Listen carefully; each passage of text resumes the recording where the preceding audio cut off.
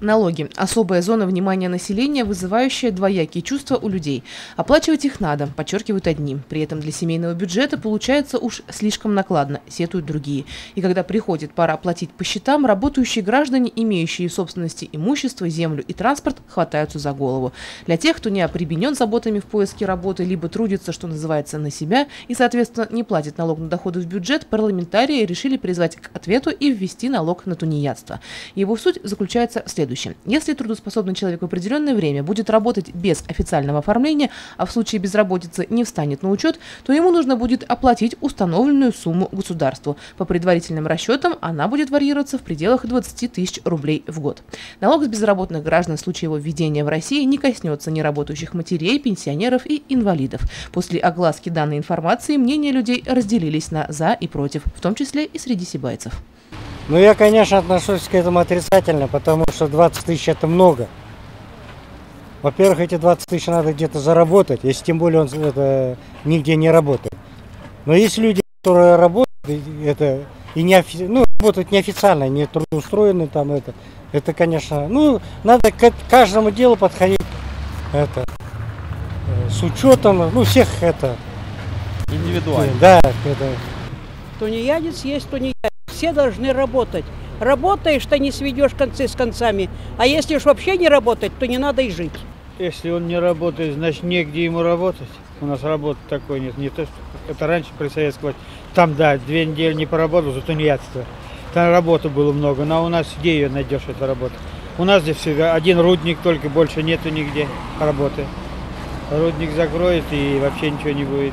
Так что для нас для нас-то мы кто работает, да еще да. А кто не может устроиться или же, я не знаю, как он 20 тысяч будет выплачивать свои я не знаю. Сколько там, 20 тысяч он отдает, да, и год может не работать. Так же? С одной стороны, правильно, мне кажется. Отрицательно. А где работу возьмут люди, если нет работы?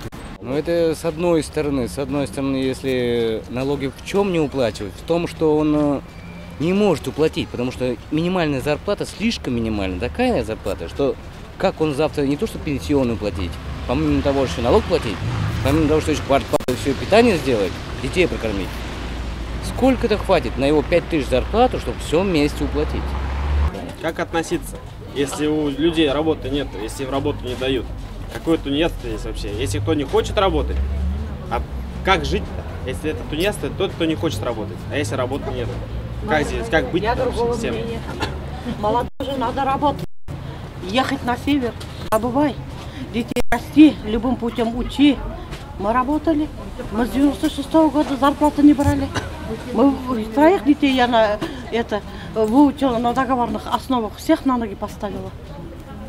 Надо трудиться. Любым путем работать надо обязательно.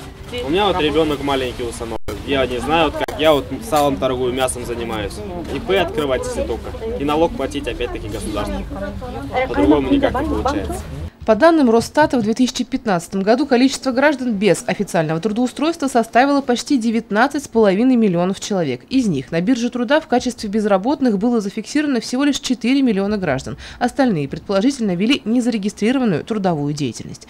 В нашей стране налог на тунеядство вызовет еще немало споров, ведь люди уходят работать в тень не по собственному желанию, а все из-за того же высокого налогообложения. И маловероятно, что цель нового законопроекта по введению налога на отсутствие трудовой деятельности успешно реализуется в борьбе с теневой экономикой. Елена Афанасьева, Данила Алибаев, Радмир Исенгулов, Любовь Карпова, телекомпания СТВ.